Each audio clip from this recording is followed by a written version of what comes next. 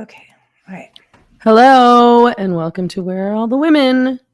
We're all here. 7:07. Well, 7:07. I'm the only one on Mexico time. I know I'm at 6:07 here now.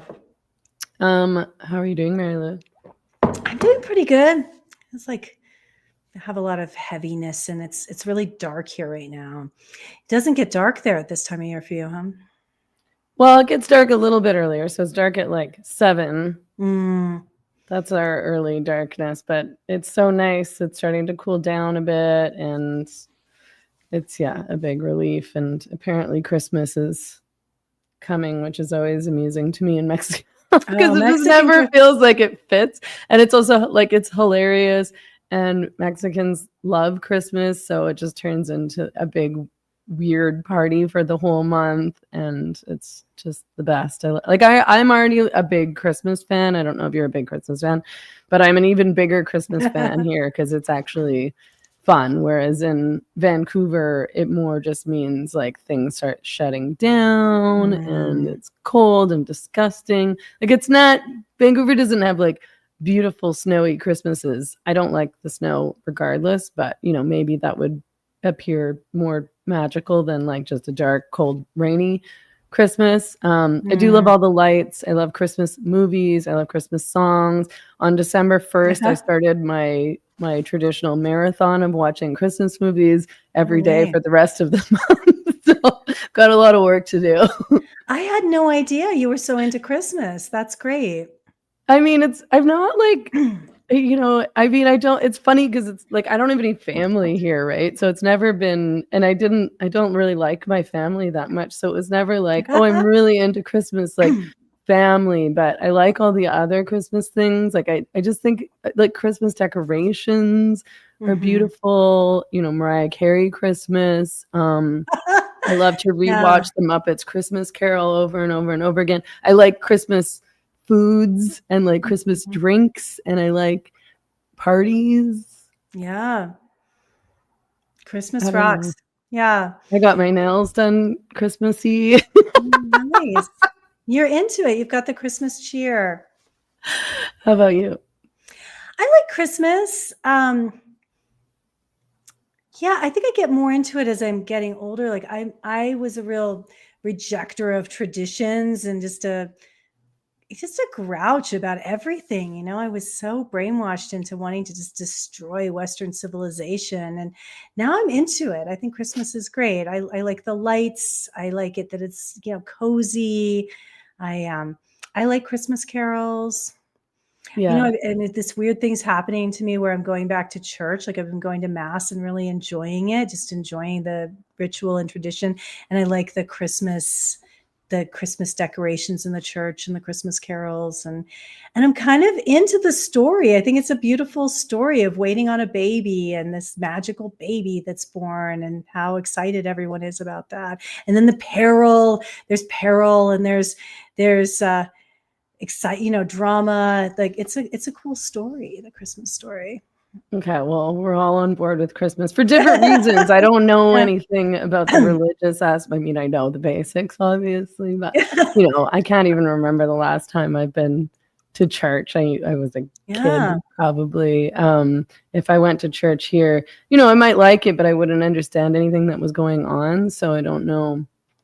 I guess I don't know. I don't know. I don't know. I don't know anyone who goes. We mostly just party here, obviously. Yeah, which is also what we do year round, but I guess like more at Christmas. Well, every party has its own flavor, right? I love the Mexican party culture, and each season is celebrated differently, and it just came out of Dia de los Muertos, and then coming into Advent, and then it'll be Mardi Gras. I'm not wearing my Guadalupe, but the Virgin of Guadalupe. Right, she's that comes big. up in December. Yeah, her date is on the 12th. Yeah.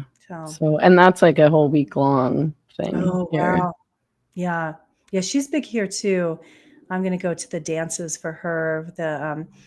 There's a parish here that is a lot of Mexican families, and they dress in these traditional indigenous tilmas with her picture, and they dance all night to her. And she's a really big deal.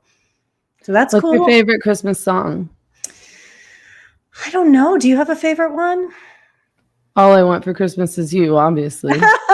That's I think I assume everybody knew that already. Did you? I didn't know that. I'm a big Mariah Carey fan, like Okay. lifelong. Yeah. I'm gonna have to sit with that. I don't have a favorite. I don't have a favorite right now. Christmas movie. Do you have a favorite? Do I have a favorite Christmas movie?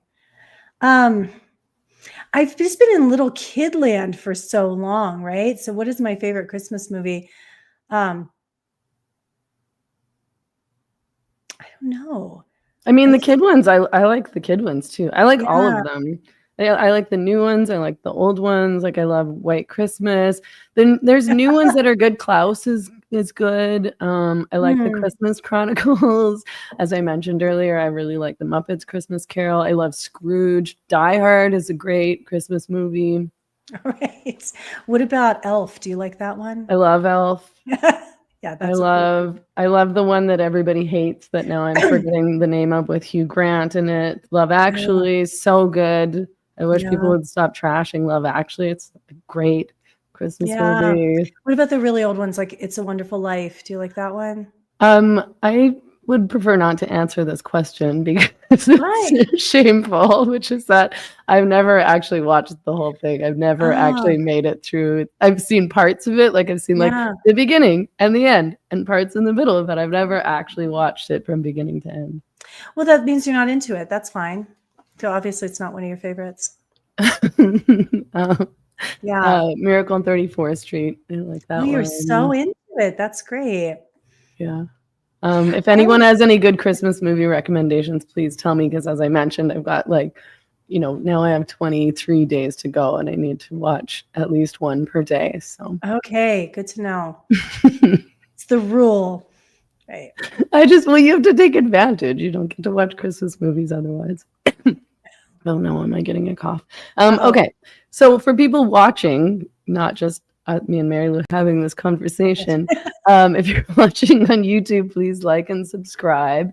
And if you have questions or comments that you would like us to address in the stream, please use the super chat. And today on the show, I'm pretty excited about all of the topics that we're covering because they include almost all of my favorite things, or a lot of my favorite things to talk about and complain about. It's almost hard to know where to begin. But did you see the beige lingerie test? I did. Is that even real? I don't know. Who is this guy? I can't. I didn't like my reaction to it. It made me feel really gross. I was thinking, is this guy even real? Has he even ever had an interaction with a woman? Well, that's what I always feel about men on the internet nowadays, because I feel like all of the advice from men to other men or men to women is coming from like a 13-year-old or some kind of shut-in who's never had not only never had like a long-term serious relationship with a woman, but never interacted with a woman before. And they all act like it's so, this is what men want. And I'm like, no, they don't even. And I know you think because you're a man, a 13-year-old man, and you spend a lot of time on internet forums talking to other guys just like you, that maybe you know what men want. But that's not how men operate in real life. I feel that I know way more men and know way more about men than any of these guys do. Never mind that, of course, I know way more about women than any of these guys do. But the advice that they offer on the internet is just so bad and so clueless.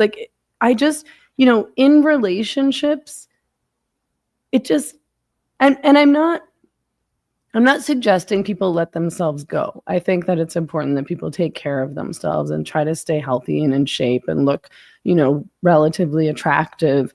But also in relationships, men are just not that superficial. Right. First of all, it's your partner, so you're into them. You know, I've never been in a relationship with a man and he wasn't interested in having sex with me. And it's not like I'm sitting around at home in lingerie, like I'm sitting around at home in my pajamas, like all normal people are, like your sweatpants or whatever. It doesn't mean he like doesn't want to have sex with you because you don't look sexy enough. I mean, that's just so insane and ridiculous and unrealistic. We have a lot of porn sick, poorly socialized people right now, especially men. So to tell our listeners, our watchers, the beige lingerie test is this guy saying that a litmus test for whether or not a woman is going to be, what did he say, aggressively indifferent to your needs? Yeah. So he says, want to know whether I'm assuming that the guy who posted this isn't the author of this. So I don't know where he got this from, but I'm assuming he's took it from somewhere else. I don't think, but I don't, maybe I'm wrong. Maybe he did write this and I shouldn't have assumed that actually. I tried to sort of, oh no, he did write it. You're right. Yeah, I'm so sorry. Because he links to it below on his Substack. Oh my gosh, sorry. I thought I was like well researched on this, but apparently not. So he has this related post that says the illusion of dominance, why the red pill is wrong. So I guess he's taken this from his Substack. But yeah, he says, want to know whether your girlfriend or wife is aggressively indifferent. Tell her you've always found nude lingerie unattractive. And by nude, he means like skin colored. And you'd appreciate it if she'd stop wearing it entirely. And he adds, for the purposes of the test, it doesn't matter if you actually care. This is just a test. She'll explain immediately that she wears it because it's invisible under clothes. You should then point out that one of the colors in the pink, mauve, red range usually is too, and you'd be happy to help her test every possible alternative and determine the best one. But you really find nude lingerie to be a big turnoff no matter the occasion. It's important to make your distaste clear without being pushy or giving her an order of any kind. Once she knows how you feel, observe how she reacts over the following weeks. If she changes nothing or hardly anything in her dressing habits, she qualifies as aggressively indifferent to your tastes. Well, because she should dump your ass as soon as you say this, because you have an underwear fetish and you're also controlling, which is a huge red flag in a man. And women need to understand that intimate partner violence is one of the leading causes of death of women in the Western world. And somebody controlling what kind of underwear he thinks you should wear is an enormous red flag of someone who might get violent in the future because he thinks he can control you and your body. And again, like, he shouldn't care what color underwear you're wearing, right? Like, that's, if he thinks he can tell you what kind of underwear to wear, leave him alone. So if she ignores you and continues to stay with you, I think that's a sign you might have some other redeeming qualities. And so she's willing to overlook this big problem you just created in the relationship. Yeah, I mean, I see it as a red flag too. Like, any man who said that to me, I would be like, are you like, do you not like women? Or I would just assume you were being controlling and trying to test me. And I think in general, it's weird to test your partner in any way at all. I mean, just like, be honest and ask them, like, if you're trying to figure out, for example, whether or not you're going to be compatible in the long term, then there's so many other questions that you could and should ask of your partner. Like, this is just the stupidest example I could possibly think of. Exactly.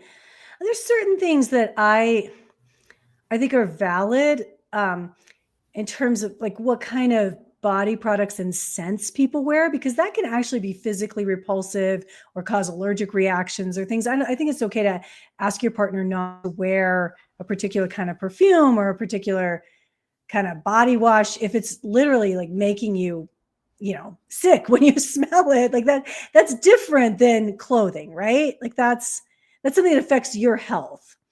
That's sort of hyperbolic.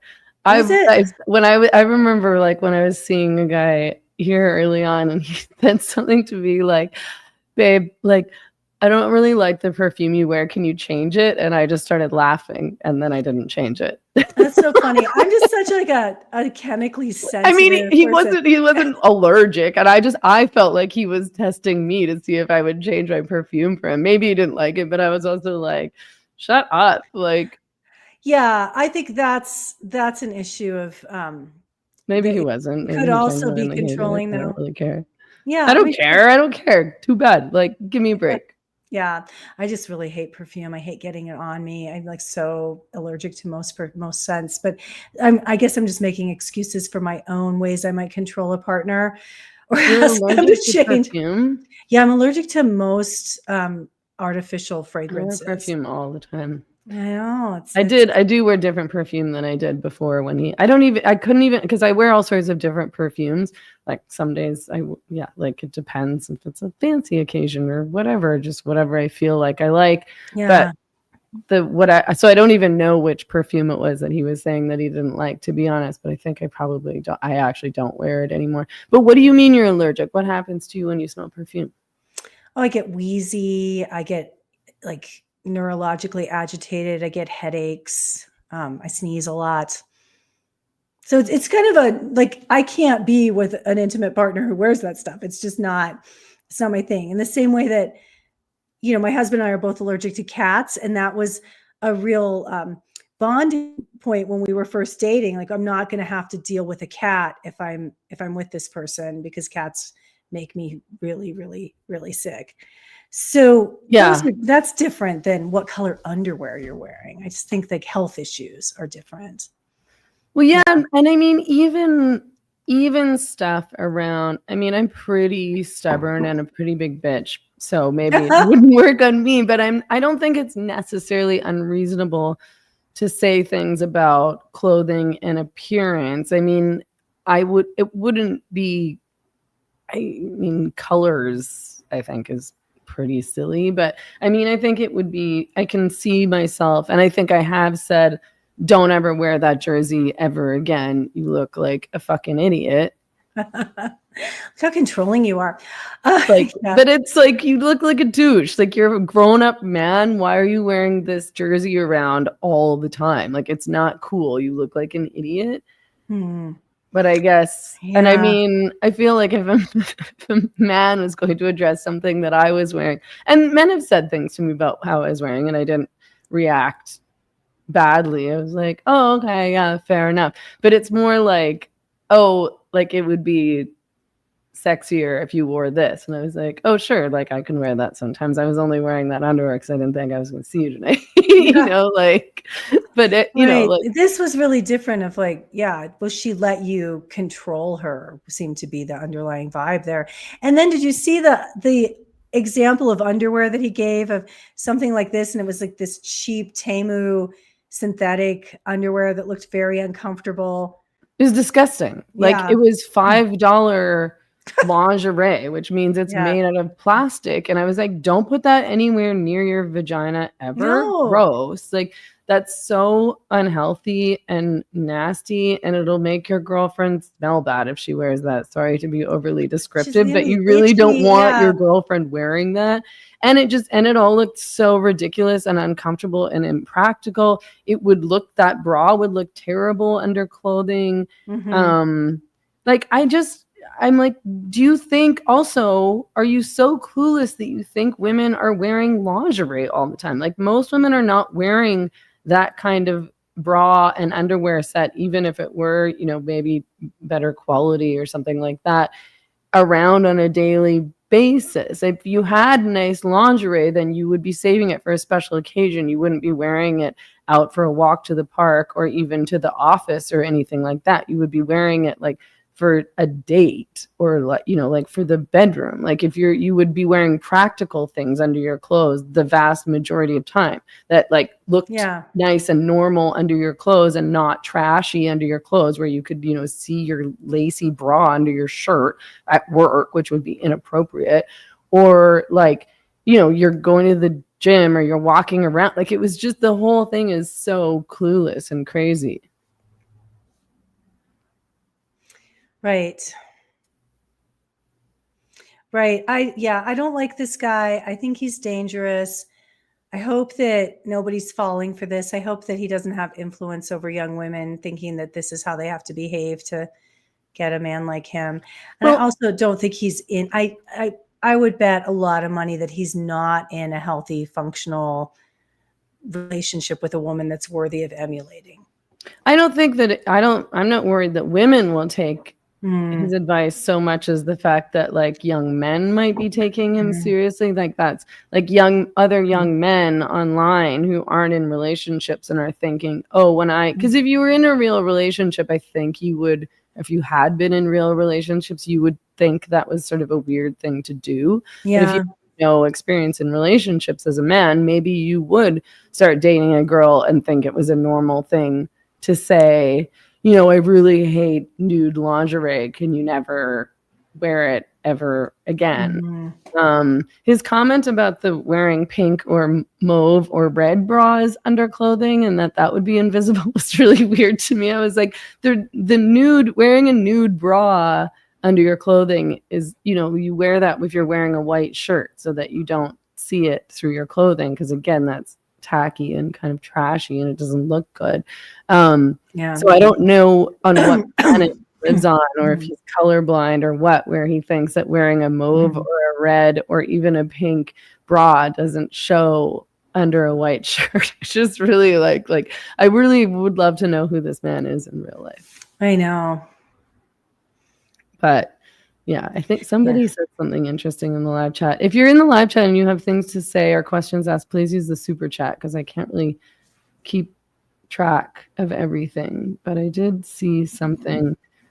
I mean, first of all, Genevieve says, married for 31 years, I could wear a potato sack and my hubby would still be keen. And that's what normal. Yeah, totally. Like right. Normal men, I'm sorry, have high libidos and want to have sex with you whenever you're kind of willing to do it. This is the norm. And I feel like if your boyfriend or husband isn't like that, then there's something wrong with him. Well, yeah. I mean, if you have to wear a certain kind of underwear and you have to laser off all your pubic hair and he's commenting other things about the way your body parts look, you're with a porn sick man who has an unrealistic idea of what the female body is, right? That's like, these are not normal things. I mean, like if your pheromones are going and you're both reasonably fit and have a good libido, it shouldn't matter what you're wearing. It's this is all kind of superficial in porn culture. And again, makes me think this guy's never he's never had organic relationships with women. No, and he's controlling, aggressively indifferent to your needs. Well, and the thing about these kinds of guys, I think, who give this kind of advice online to other men is that I think, first of all, I think they don't have real life experience with real life humans, never mind women. But I think that they're also the kind of guys who are like resentful and bitter and hateful towards women. Like they're the same kind of guys, because, these guys talk like this online too, that think that all women are gold diggers and whores. Yeah.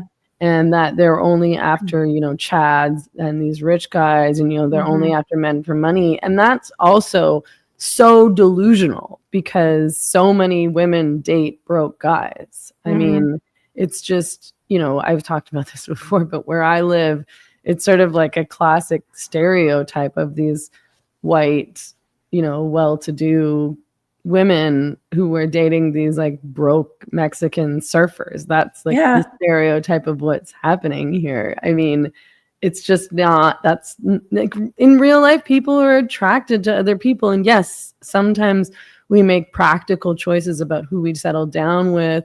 And sometimes there's women who are superficial, who are really seeking a rich guy, but for the most part, and sometimes there's men who are really just seeking, superficial, like very young women or a woman to have in his arm that he's not necessarily into. But even for men too, like these guys online act like men are so much more superficial than they actually are, and they aren't. Like men, I mean, first of all, have pretty low standards in terms of who they'll have sex with, but in terms of who they like and want to be in a relationship with, like personality does matter. Like men do like charming women who are like engaging and funny and, you know, like have, you know, that they have chemistry with. It's just not, it's not like looking at a photo on the internet. Right. It's just not how attraction works. So yeah, I mean, and I also like, yeah, I mean, you know, wearing nice underwear is nice sometimes. Like someone in the comments asked, what about, you know, buying, what did he say? What about gifting? What about buying and gifting lingerie? Like, sure, that's like fine and nice. $5 Temu lingerie? No, like that's a choose terrible something idea. like high quality and actually nice, like not something that, you know, like a chick would wear in a porn movie because it cost $5 from China. I know, right? That's made of plastic. Anyway, the other, you know, important question on the docket. I mean, this was sort of like, so there was here. I'll read the news story. A court of Cassation of Turkey has, I don't know where that is, has upheld a ruling that repeated likes on photos of other women can undermine trust and be considered a valid basis for divorce. While a single like isn't automatically infidelity, judges ruled that habitual social media behavior can inflict real emotional harm and potentially justify legal consequences, i.e. like a divorce. And I mean, I was like, yes, like I'm in full support of this. And not necessarily because I think women should go around divorcing their husbands or leaving their boyfriends because of likes. I mean, that sounds silly, but the reality is that I actually do think that it's totally a form of disrespect and betrayal if you're in a relationship with a man and he's liking other women's social media posts, i.e. like selfies or like sexualized posts. I mean, like I like you can argue about what infidelity technically means, but it's totally gross behavior. And 100%, I'm going to assume that if a man behaves like that publicly on the internet, then he's also DMing these women and watching pornography and maybe cheating and maybe going to strip clubs and maybe paying for sex, because that's what these kinds of men do. So I take it they don't have no fault divorce in Turkey. You have to have. I don't know what the divorce rules are in Turkey. Let me check. Yeah, I think that if men are liking like sexed up social media photos, that's disrespectful to, if they're in a committed, supposedly monogamous relationship with a woman, it's disrespectful to that woman. I really don't like it when people post all these sexed up videos anyway. It just feels weird to me that they're trying to attract that kind of attention over social media. What do you think the line is though? What if he's liking somebody's Chihuahua videos? No, I'm talking specifically about like other women's like bikini pics or like that she's obviously trying to look sexy or trying to look attractive, maybe even a selfie, to be honest. I mean, it depends on the relationship. Like if it's like somebody that you guys are friends with who posts a picture of her face doing something, then fine. But I mean, I just know so many guys who are in relationships who are like liking these girls like thoughty posts on Instagram who either they know or they don't know. And I'm just like, everybody can see you, and it's gross and desperate. And it's also so rude, like to your partner. Like you don't have to like it. Okay, you see it, you like it. You don't have to post something. Like you don't have to do this publicly. I just find it embarrassing. Like, why are you doing that? What's the point? Do you think you'll like it and then maybe she'll DM you and you guys will hook up? Because then, I mean, I guess then you are hoping to cheat on your partner, and then what I'm saying is true. Well, and if it's not just a woman in your like actual life community and it's some woman you don't know, these sexy selfies and workout videos and yoga videos that women post are often bait for their OnlyFans channels. Like it's a way of getting men to come to their OnlyFans and start paying money for that. And that's a big issue. I know multiple relationships where it really damaged the relationship that men were getting too into somebody's sexy Instagram account. Oh yeah, me too. I mean, I Mhm. know somebody who just broke up over this issue because he like had been following this chick and like screenshotted one of her stories or something like that. I mean, it's Mhm. just I don't know why men think that this is acceptable behavior. I guess this has just been normalized so much, or maybe they blame the woman, or they think, oh, well, she's posting it, so what can I do except look at it and like it and like follow her Instagram account. I just don't Yeah. understand why these guys aren't embarrassing. Like it's like I can see everybody that you're following and I can see Yeah. when you like this stuff and everybody else can too. And I think that you're an embarrassing human being if you're following OnlyFans chicks on Instagram or porn chicks, single or not. It's embarrassing. Mhm. Yeah, I it's a think problem. It's a waste of time, if nothing else. It is. Yeah, I would argue it's a form of infidelity for sure. I can see how it's detracting from your committed relationship. well, and especially if it bothers your partner. Like Yeah. if you're doing it and your girlfriend or wife doesn't care, then I guess it doesn't matter. Mhm. But if she's bothered by it and she said something and she says, you know, like, I don't want you following this chick or liking her photos or DMing her. Obviously, this makes me uncomfortable and it's disrespectful to me. Like, it's so disrespectful because Mhm. then the other woman is thinking, oh, like this woman's boyfriend is sending me messages or liking my stuff. They must not be in a good relationship, or he must like me more, or he must want to cheat or something like that. You know, if somebody is bothered by it, then I think you should stop, because why do you have to do that? Why is that important? So is this court in Turkey saying this is a violation of the marriage contract and he's going to have to pay her money in the divorce because he violated the contract? I'm assuming that's I don't know. I mean, I can look up and see if there's a news story. Anyway, I just Googled Turkey no fault divorce, and the internet says, yes, Turkey has a no fault divorce system called consensual or uncontested divorce. To qualify, the marriage must be at least 1 year old, and both spouses must agree to the divorce and a settlement protocol covering issues like child custody and property division. Mhm. Um, Let me see what this story says, though, further. Maybe if it is a contested divorce, this would be evidence submitted of why one party was at fault. Yeah, so it became official grounds for divorce. A couple from K-Siri filed counter-divorce claims. The wife stated that her spouse withheld money, humiliated her, and regularly liked photos of other women. In turn, the husband blamed his wife for excessive jealousy and insults. I hate him. The He's wrong. family court found the man guilty and awarded the wife alimony along with compensation, emphasizing the likes on social media, which were presented as evidence. So yeah, this was connected to her alimony and payout, I Yeah, guess. he violated the Um, contract.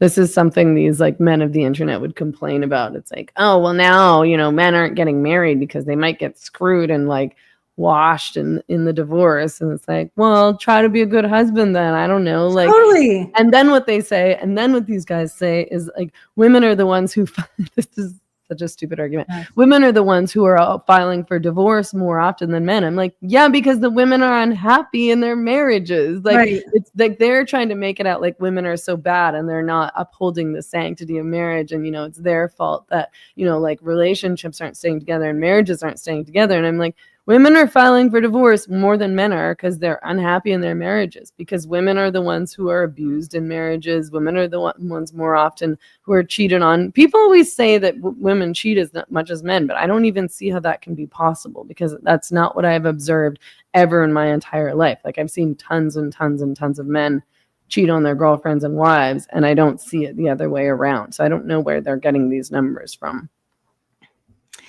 Yeah, there's so much animosity between the sexes. It makes me really sad. I'm so tired of just this constant war between the sexes, and I feel like social media is just making it worse.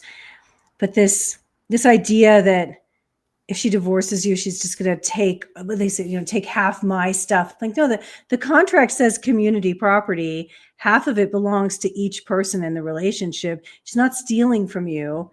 if you didn't uphold your part of the marriage contract. She's taking what's legally hers. Well, yeah. And I don't know. It's like, well, then I guess maybe you should have worked harder to make her happy in the marriage. I don't know. I mean, I'm like, and if men are complaining about having to pay child custody, I mean, come on, like that's your job. Right. Sorry. Right.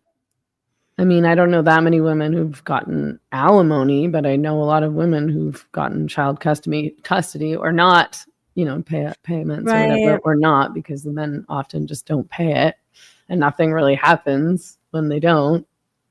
So not that big of a deal.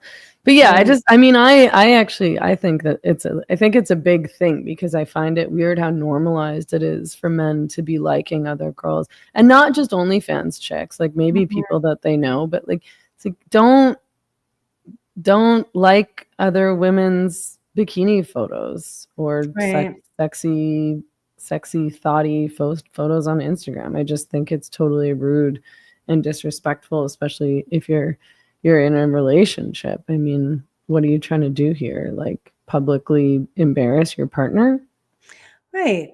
And it is evidence of disrespect, if not infidelity. It's similar to finding, you know, a Victorian wife finding a pile of letters in between her husband and another woman. It's communication that's disrespectful to the marriage. Yeah, I would agree with it. Yeah, it is communication. You're right. Mm-hmm. Like, it's communicating something and it's engaging, right? Yes. Yeah. Like, you can think what you want. Nobody can police your thoughts. You can find her attractive. That's normal. Everybody finds other people attractive, even if they're in relationships. But acting on it is a totally different story. And I think that's kind of acting on it. Mm-hmm. I mean, I guess. So did you follow the Olivia Nuzzi RFK Jr. story? I know we talked about it a long time ago when we still thought it was just, speaking of emotional affairs, and thought it was just a texting thing, but it sounds like that it was much more than that. Yeah. I think it's interesting she's still running with it. I couldn't stop reading it, and I wished I wasn't reading it because it just felt tawdry and not like something I should be engaging with. What did you think? How did you feel about her? I love it. Her tell-all. So entertaining. Well, I don't love her tell-all. I thought it was horrible. I was like, wow, how are you this? Like, she's a very well-respected, well-known political reporter, and they published an excerpt from her new book, American Conto, in Vanity Fair, which she has this new job as the West Coast editor, thanks to her affair that she and her ex made public. I mean, she's totally capitalizing on this. Absolutely. She's benefiting from it. It is not harming her in the long run. No, not at all. I mean, it was a really good call on her part if she thought this through intentionally. And she's not like Monica Lewinsky, who was, I think, 19 at the time that started. That was a completely different, and an intern. She's a political journalist who made choices. Yeah. But yeah, and they published an excerpt from her book in Vanity Fair, and it was just so bad. Like, I couldn't, I mean, maybe this is just my personal preference, but if you're an experienced writer, you should know how to edit your work. And it's just like full of all this flowery, unnecessary language and these cheesy metaphors and just repetition. It's just so silly and stupid, and there's no content. But I guess she had to write a book, so maybe she's adding a bunch of words. But I don't even think the book, I mean, I haven't read it so I don't know for sure, but I think she's still hanging on to the story that they didn't actually sleep together. But when you read the account of her ex-fiance, Ryan Lizza, who's also like a pretty big time political reporter, it sounds like they very much were sleeping together and having a real full-on affair. So what is this whole freaking book about? Like, were you talking about texts like in flowery language and using metaphors for the LA fires for like 300 pages? Like, she says again and again, we weren't sleeping together. As far as I could tell, she didn't say we weren't having sex. Well, that's what sleeping together means. No, but it's, it's like, again, to pull up Bill Clinton stuff. Like Bill Clinton specifically said, I did not have sex with that woman. Maybe they never slept together. That's a metaphor for having sex, but it's also a way of legalistically skirting what actually happened. Maybe they were having daytime liaisons. Well, I think she's just saying that they only had a text affair. Yeah. Like it was all just over text. Like there was no physical sex. But she very specifically doesn't say that. Like it made me wonder if she had an NDA with Kennedy or something. Well, I think she says it was all text, like that it was all online communication, doesn't she? Like she says it was just an emotional affair. But yeah. It doesn't sound like that. I'm assuming her ex-fiance isn't just making all that up about how they obviously were communicating about the sex that they were having and they had plans to have sex and yada, yada, yada. I mean, who could maintain a text affair? What would be hot about that? Just texting somebody? That's not hot. You have to have some sex involved if you're going to maintain something like that. I thought her language was vague and that she really was skirting around it. I didn't think she specifically said we weren't having a physical affair. She didn't actually say that. I don't think she came out and said that. I think that's what she said the whole time. We weren't sleeping together. She just kept using that phrase. We didn't sleep together. I mean, I think I'm pretty positive she said it was just like a text affair, and that's what everybody thought happened last year when this news came out. Did she break the story? Like she's the one who narked on the situation? No, somebody else did. Somebody else found out, I think, and narked on her. And maybe it was her ex actually who did. But I think maybe somebody else told him, and then he told on her. I'm trying to figure out what she said exactly here, but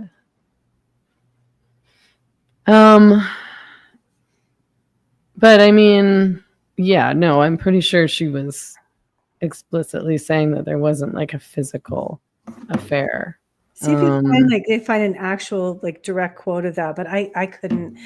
But it was hard to read through the excerpt of her book. I just kept spacing off. It was so almost painful to read it. I felt embarrassed for her reading it. Yeah, she said that the relationship was never physical. Okay, all right. It was just a digital affair involving sexting and explicit communication. Oh, a digital affair can mean a lot of things. Well, I think she's saying she didn't have sex with him. The relationship was never physical. Yeah, she said in a statement, the relationship was never physical. Okay. It should have been disclosed to prevent the experience of a conflict because she was obviously writing this profile of him. So, not only did she fail as a journalist, I mean, ethically, that was very unethical to sleep with your source. But also, I mean, she's like, there's something really seriously wrong with her because she's done this a number of times. Yeah, she has a problem. So my understanding is she liked him until he agreed to join forces with Trump, and that she lost respect for RFK Jr. at that time. No, she was trying to help him figure out according to Ryan Lizza or whatever, which, he's detailed all this on his Substack. I think she was, according to him, like trying to help him with his political career, including leading up to him endorsing Trump. Okay. She never stopped liking him. He blocked her and cut off communication with her. And I think, this maybe was combined with her boyfriend, her fiance at the time, finding out about the whole thing. But like prior to that, she had an affair with this guy, this Mark Sanford. Oh, wow. Who was the governor of something or other. He was this other old politician. Like he would have been around 60 at the time. I think he was, at least 30 years older than her. Right, he like And wrecked his career. This very public affair that was with her. oh, really? I've never heard of this guy before. I remember the Mark Sanford scandal. I didn't realize that was. I mean, he might have been multiple women, but I didn't realize she was one of them or the one. Yeah, I don't know. I'd never heard of him until right now. He was a former GOP South Carolina governor, one-time presidential candidate. So she was also like, this was also a breach of journalistic ethics, right? Because she was reporting on him.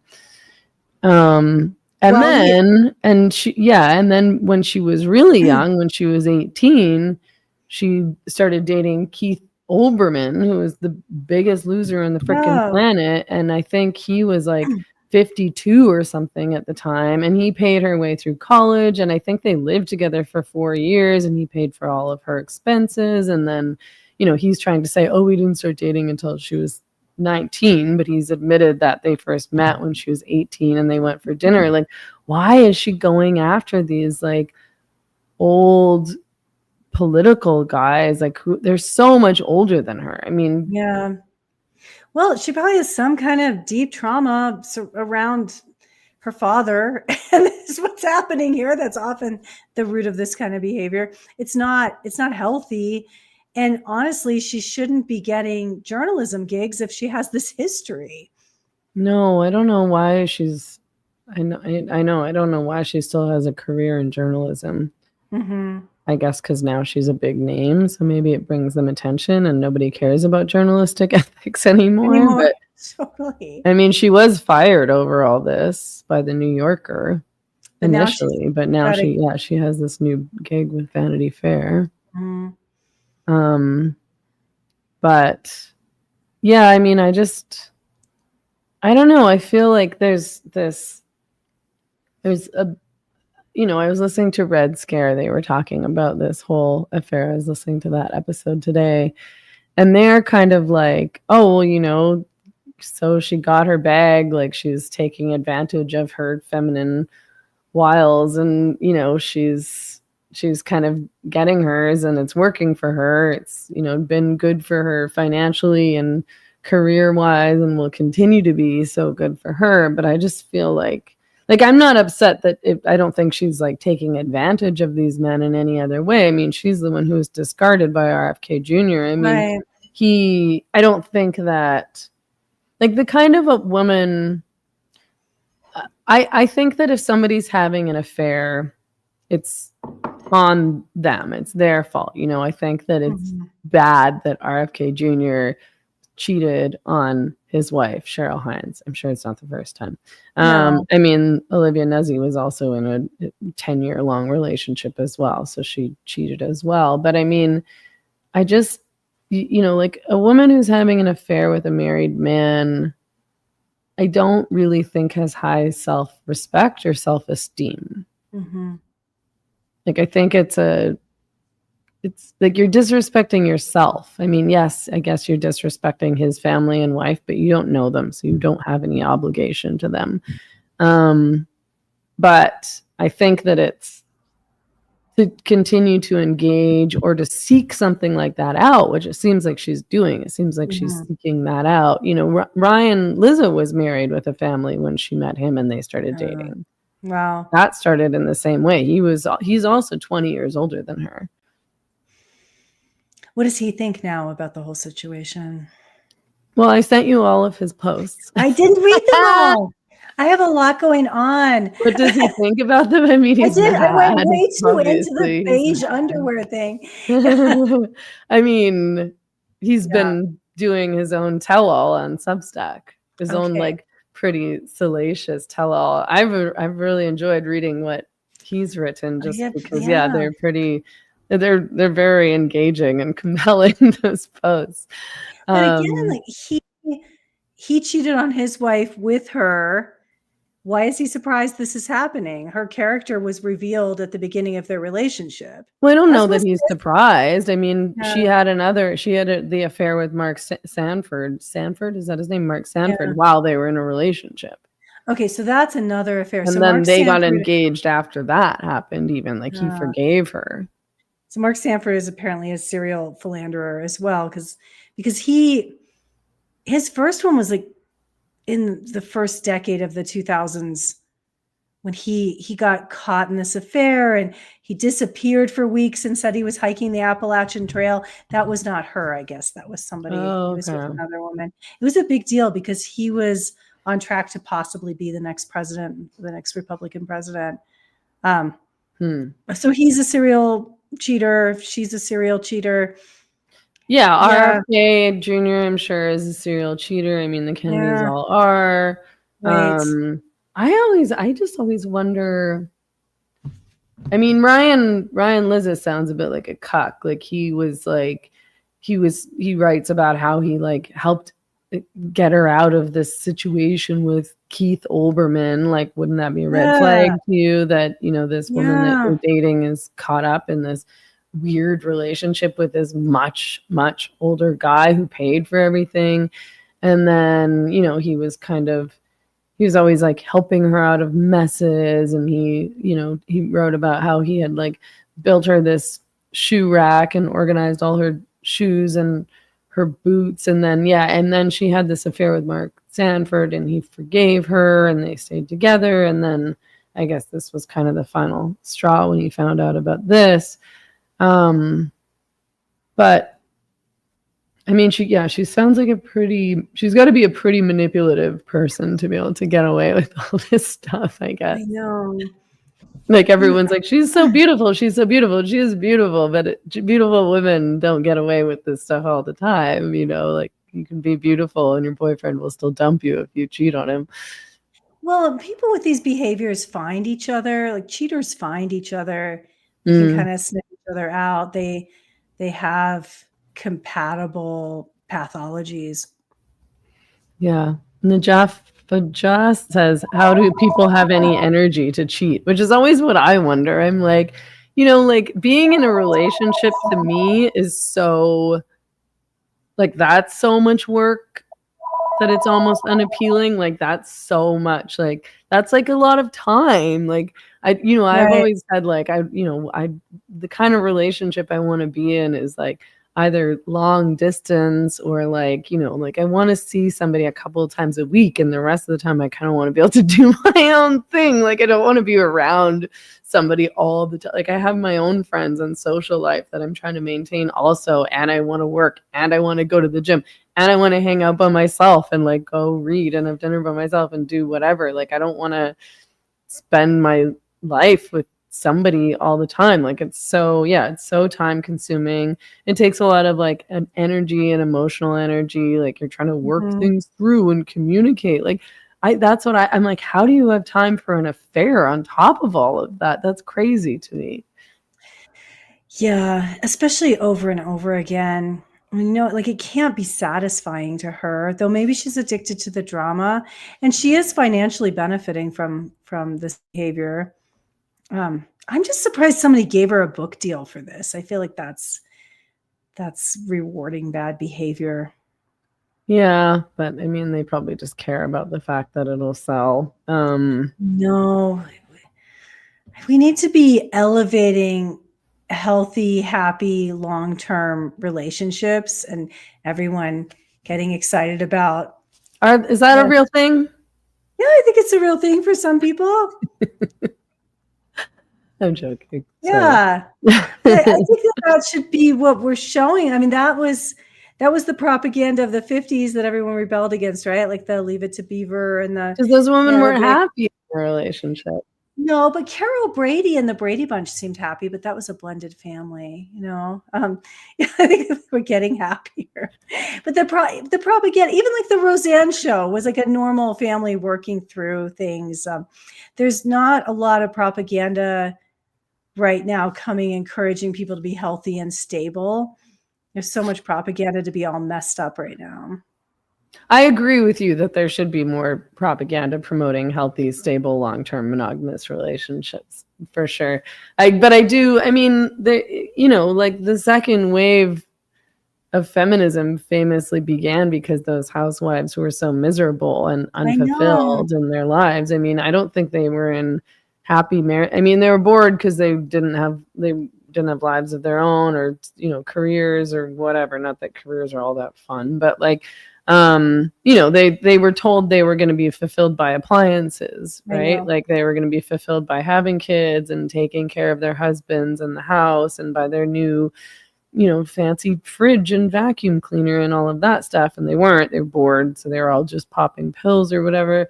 But also, yeah, I don't think they were happy in their marriages. I mean, this idea that people are really happy in their marriages, I think, is bullshit. Like, I think marriage is good and it's good for family and for kids, but I don't know that most people are really like actually happy in their marriages. I mean, why are so many people getting divorced? I don't think it's just because everybody wants to go sleep with other people. Sometimes it's that, but I think more likely and realistically, the motivation for divorce is that you're miserable. Yeah, I also think people don't know how to stick it out. I think so many people have never had anything healthy modeled for them. Like, people come from very dysfunctional lineages where people are just straight up mean to each other. And I'm always shocked when I visit people and like their family members, they're just all, the way they joke around is to be really, really mean to each other. Like that would suck to have that all day in your house. And that's people still talking to each other. Now people are being raised with, just no communication between people at all. But they happened in the 50s, and the feminine mystique came on the heels of World War II, where these were women who had lived through this experience where all the men went away to war and the women were doing everything, and they realized like they could keep the economy together and they could work pretty much any job that didn't require massive brawn of body or be on the front lines of a war. And then the men came back and displaced all those women, and the women just got shoved back in the home. And I think that cultural awakening of women, that we can do most of the jobs that men are now telling us we're not qualified to do. We did those jobs. We're being gaslit into believing we're inferior when we were doing a fine job at all of those jobs. And now we're supposed to be happy with our new washing machine. I do think that especially in middle-class women played an enormous role in the dissatisfaction that was happening. Yeah. But I mean, I don't think that being in a marriage is really all that fun. And I know that, the reason for marriage is not fun, but like, it's like, well, once you're done with the raising of the kids, then why not leave the marriage if you're miserable? Like, what would be the point in sticking it out if you're really unhappy? Why should you spend your life being miserable? I'm just a very happily married person. So I think that my marriage is fun. Phil is one of my best friends. I like hanging out with him. We travel together. We do a lot of things together. He's not my only good friend, but he's my support person. At this point, we've been together so long, we're like a symbiotic unit in a lot of ways. He went away for a month to take care of his parents, and I was just like, I was fine, but I felt like a plant that was falling over because we've just built our lives next to each other, and it was kind of intense getting used to living alone again. But I love being married. I think that there's something really cool about pair bonding and spending your life with one person who you just really love and adore, and who loves and adores you. I think that's cool if that's what's happening. And I know a few people that is the situation, but most people I know don't feel like that in their marriages. Mm-hmm. Or didn't, before they got divorced. That's sad to me. Yeah, that's sad to me. I mean, I think that's the thing, though. I think that it's about marrying somebody who genuinely is like your really good friend. And that's not necessarily how people do things. But then, on top of that, it's still it's really hard living with somebody. I wouldn't want to do it. Like, I don't want somebody else in my house. Like, yeah, I mean, that's fine. I just think though, if people are getting married, usually the agreement you're making is you do want to live with this person for the rest of your life. Like, why get married if you're just thinking you're just going to get divorced? Why not just live why would together anyone temporarily? get married then? Who wants to live with somebody for the rest of their lives? Some God, people want that. Yeah. yeah, I guess so. I mean, yeah, I mean, it's not, I'm not, just to be clear, like, I'm not anti-marriage. I'm looking Yeah. I would love to think that marriage was like a nice, happy, fun thing. It's just that that's really not the impression that I've gotten from Yeah. most of the marriages that I've seen. Right. But yeah, I think what works, and for the people that I do know who are in happy, good marriages, what they say is like, well, this person is my best friend and I genuinely like hanging around with them and doing things with them. But Right. there's so many marriages where people just really disrespect each other. Oh, I know. It's horrible. And disrespect, like, it's like, I was listening to this podcast, Chris Williamson was interviewing this relationship expert woman. What was her name? Like Amy Adamson or something like that. Let me just look it up quickly. And I didn't particularly like her. I found her personality very irritating. But, she was talking about, how women emasculate men. Alison Armstrong. I got the alliteration. Say something. She's a relationship coach and an author. She was talking about women emasculating men and how they do that and what a big impact this has. And I think it's true. Like, I think it's important not to emasculate and disrespect men. I mean, I think it's also important not to diminish and disrespect women in your relationship too. But I think that it has actually become really normalized for women to really disrespect their boyfriends and their husbands and to put them down and emasculate them and then wonder why the guy leaves them. Yeah. Like, I think that stopped being a value because of, feminism, I guess, where it's like, oh, masculinity is bad. And like, what do you mean emasculating a man isn't bad? Maybe you should emasculate him, You should still feel like a man and a provider and a protector and like you need him. You know what I mean? If he's into that, well, I don't know. What do you know about marriage? You hate it.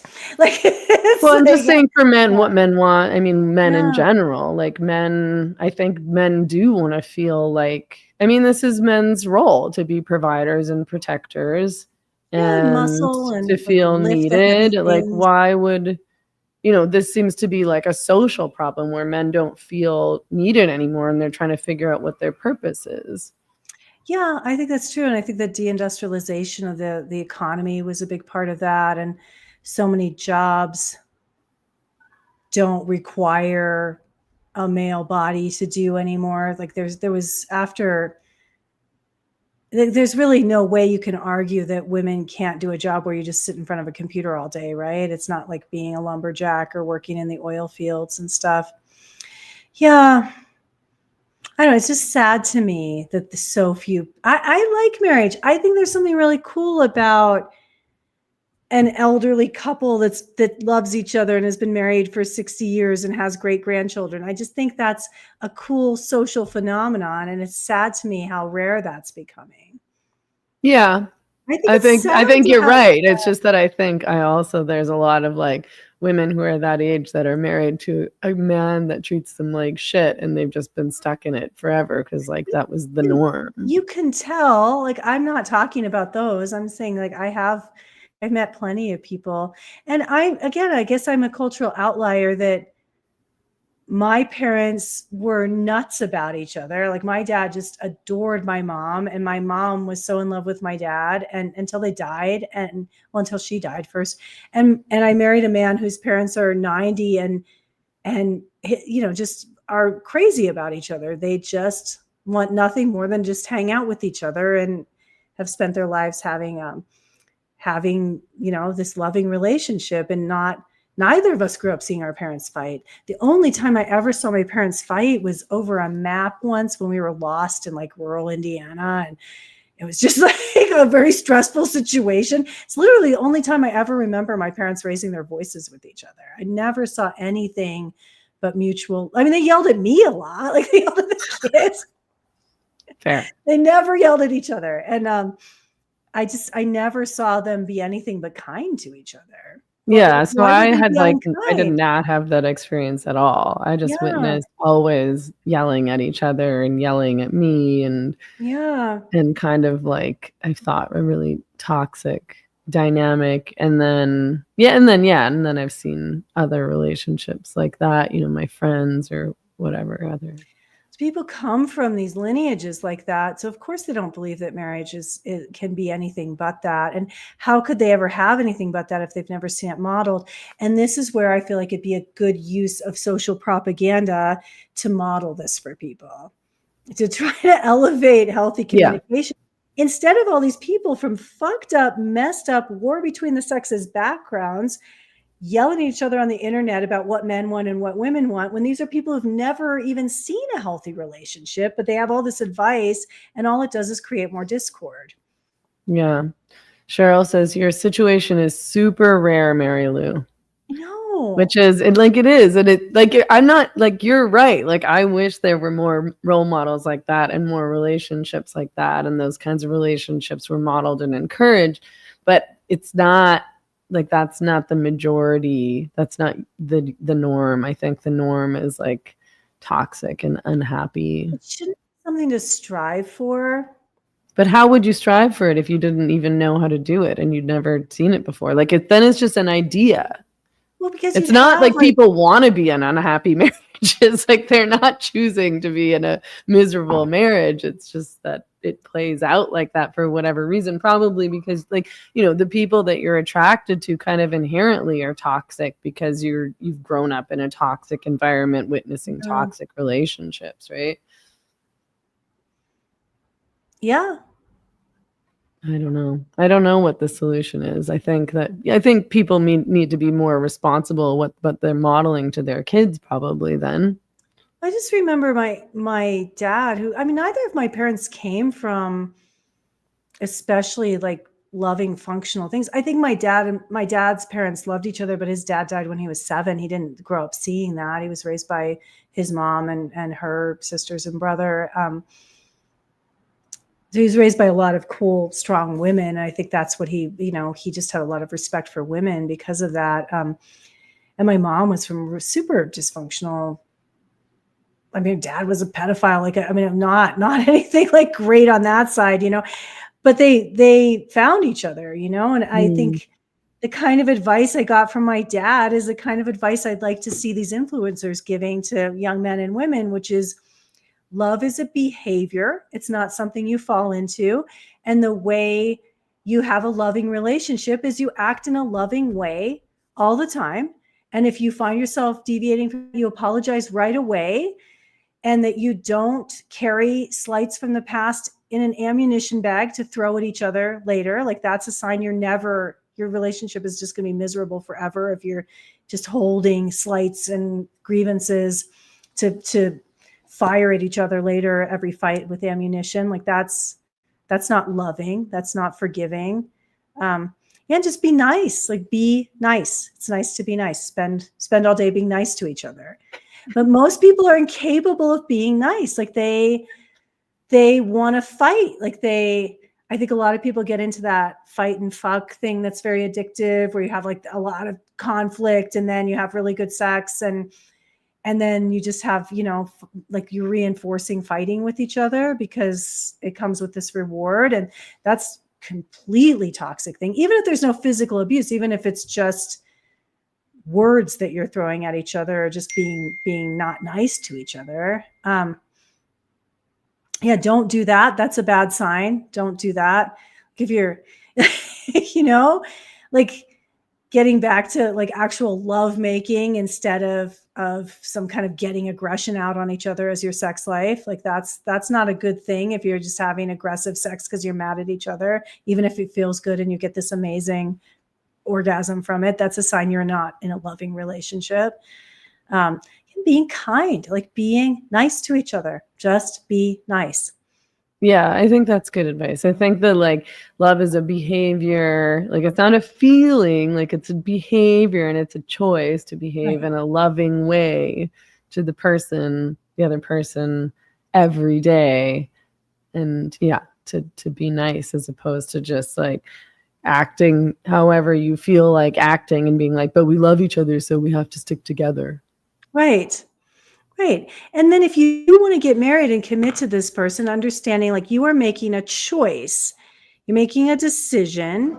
And if you're really like getting into a relationship where you're at least pretending the goal is lifelong monogamy with this person, take it seriously and understand that the semantic root of the word decide is the same as the semantic root of the word death. And you're killing off other options. You're making a choice to be with this person, and you're going to make it work, and you're going to have an intention of having a continual renewal of love and passion and respect with this person. You're going to keep renewing that, and you're not going to just kick out of it as soon as it gets hard. But also remembering like those happy, okay, they may be rare, but they exist. Those couples who made it 50 years, it's not like they didn't go through hard things. It's not like rough things in the relationship didn't happen. It's that they got through those things, that they remembered their vows to each other, and they came back to their commitment, and they remembered that at one point they loved each other, and they came back to that. Yeah. I think it is, like, coming back to what you just said earlier, like I think a lot of people do, and I've observed this in a lot of relationships.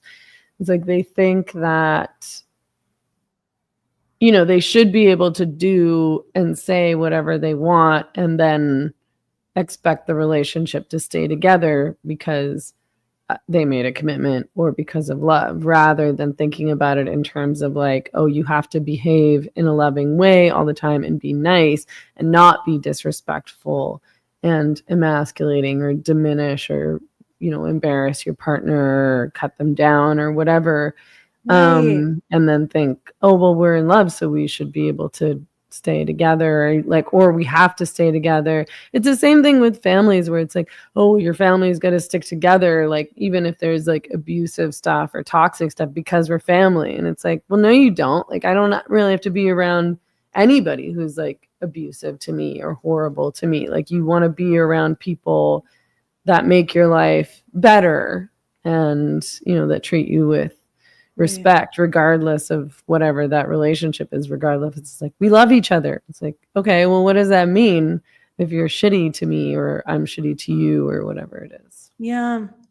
It is so hard because so few people have seen anything functional, healthy, happy, mutually respectful, and loving modeled to them, which again is why I feel like this would be a great propaganda campaign. I'm so tired of influencers who've never been in a long-term healthy relationship giving terrible advice to other people about relationships. Like, I bet that Heather Hying and Brett Weinstein would have some good relationship advice, but they get so wonky. I mean, they both are a little autistic about the evolutionary psychology. I just would want to hear it real from them. Like, how'd you meet? Like, what do you like about each other? What, not intellectualizing. I know how they met. Heather told me, but that was a private conversation. Yeah. But they are very sweet and they have a nice relationship. I think that like people like that should be elevated as a mutually respectful, loving. They seem to enjoy each other's company very much. Like, that's something I would like to see young people really striving toward. Like, I want to have a relationship like Brett and Heather. Like, that seems like a great relationship. She hasn't had to sacrifice her career to him. She's not the woman behind the man. Like, he's very respectful of her, and I've never seen him be disrespectful of her in any way, and vice versa. And that's an example in the influencer sphere of a healthy relationship. I think people do want to have those kinds of relationships. They just don't know how. Well, that's it. So why don't we talk about that? And this is stuff you have to start young, or like step out of relationships for a while if you're in a series, if you've had a series of bad ones, and take a break to really work on yourself and figure out what you want. And you're right, not everybody wants this, not everybody does, but a lot of people do want to get married and have a lifelong partner. Like, a lot of people, I don't think that's just a fairy tale. I think that that's something that pair bonding is something a lot of humans have an attraction to. For sure. I mean, that's how people keep ending up in relationships all the time. I mean, I think that people are inherently drawn towards that. It's just that they don't necessarily end up in healthy relationships, whether that's a bad match or cultivated or both. I think a lot of people just aren't really that careful in relationships. Like, I think people are not careful about things like breaking trust and betrayal. Like, they don't realize that that has a massive impact, and it's next to impossible to recover from that. And I don't just mean in terms of affairs. I mean in all sorts of kinds of betrayals, like protecting your relationship and not, speaking badly about your partner to people outside the relationship. Those kinds of things can be a betrayal too. Totally. I guess, I think a lot of it is that people just are not modeled healthy relationship behaviors and don't know how to do it or don't realize what's important to do or not do. And there are cultural forces and moneyed forces that want us dysfunctional and miserable and buying things and identifying as mentally ill. And there's a lot of propaganda to be very dysfunctional right now. And I think it'd be an incredibly countercultural, powerful, revolutionary thing to come back to this of just being, striving for healthy relationships and striving to encourage this in the youth. And the way to do that isn't this, these, not to listen to influencers. People should not be listening to influencers who don't have good relationships for relationship advice. Yeah. And I mean, then on top of all that, there's, so much porn access and there's this AI relationship, AI friendship nonsense. And, like they're inventing fake women on the internet for men to be attracted to. And it's like, everybody needs to get off the internet at this point as much as they possibly can and out into the real world and, be interacting with real human beings and appreciate the value of having relationships with real human beings. I mean, the millennials and the Gen Zs are so antisocial and so proud of their antisocial behavior. I think that's so unhealthy. Like, I wish that they would stop advertising how much they hate going out and how much they hate going to parties and how much they hate being around other people and how much they would love to just lie on the couch by themselves all the time because other people are so awful and it's so stressful going outside. It's like, shut up. Like, go be miserable by yourself then. Like, stop trying to encourage other people to have these like antisocial behaviors. It's so gross and weird. There's so much pressure for that and so much pressure to identify with pathology and tell everybody how messed up you are and assume you can never get over anything traumatic in your life. We got an uphill battle here. I just saw actually a clip from, I think it was Scott Galloway on Bill Maher, and he was saying, I think he must have just published a new book. I'm not like a huge fan of Scott Galloway per se, but I thought this was good. And he was saying, this like anti-drinking fad that's being pushed by guys like Andrew Huberman is so bad. Like, I completely agreed with him. Like, because it's like, and he was like, no, like, go out and have fun and get drunk and do stupid things. How do you think people are meeting all the time? Like at a Christmas party, or like, it was like the anti-dating at work and the anti-drinking thing he thought were so horrible for people. And he's totally right. It's like, that's where people meet. Like, they meet at work, they meet at parties, they meet at bars. Like, you meet at house parties. Like, this is you meet at the bar and people act like that's so terrible. And it's like, no, that's where people used to interact and meet and, make out and fall in love. Like, drinking is not the worst thing in the world. And certainly meeting somebody at work is not the worst thing in the world. It's a good thing. I mean, these are people you're around all the time. Naturally, you'll meet somebody there. Like, you would meet in college or something like that. It's just like, everybody stay sober and stay at home and be healthy and uptight all the time. Like, this is not, human beings are messy and that's fine and it's fun. Like, relax. I know that there are issues, and some people, and we don't know who before it happens, just really are prone to getting addicted to alcohol, and that can cause horrific problems for people. But in general, alcohol has been used by humans to increase ease and joy in interactions for thousands and thousands of years. And it does concern me that this anti-alcohol, anti-socialization trend is happening. It really worries me. It all reminds me of during COVID, being invited multiple times to socially distanced headphone dance parties. I know, and that's the metaphor for what's going on now. Like, everybody's got their own propaganda stream, and they're 6 feet away from everybody else, and nobody's just interacting. It's very distressing. Yeah, I know. I got kind of excited recently when someone was telling me that they were concerned about their teenager because their teenager was partying and hanging out past curfew. And I was like, yay, real teenager problems. I'm like, this is so much better than telling me your teenager is wearing a tail and thinks they're not only the opposite sex, but another Or species. built a goon cave. Like, built a goon cave, won't leave his or her room, cutting, like all this. Yeah, like refusing to go to school. I was so excited to hear about old school teenage risk-taking behavior, and yeah, it's a crazy time. I think we just have to keep putting real life out there, and people need to get back to having good parties.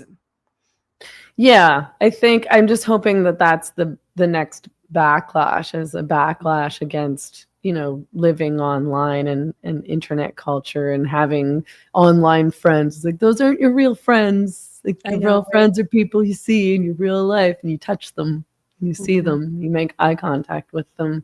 Right. Online friends, that's not real. You don't have an online boyfriend. Yeah. So maybe AI will push people out the door. I hope so. I hope AI becomes very, very uncool. Yeah. Well, did we solve everything? I think so. Good job. Until next week's problems. Okay. Thanks, everyone, for tuning in. This has been Where Are All the Women? I'm Meghan Murphy. This is Mary Lou Singleton. And we're here every Tuesday night now at what is right now 5 p.m. Pacific and 8 p.m. Eastern. Please like and subscribe if you're watching on YouTube. And you can find Mary Lou on Substack at Mary Lou Singleton. You can find me on Substack at meganmurphy.ca. Please do consider becoming a paid subscriber to support my work. And I'm on Twitter/X at Megan E. Murphy. Mary Lou is ML_Singleton. And her website is enchantedfamilymedicine.com. We'll see you all next week. I see everybody. Bye. Bye.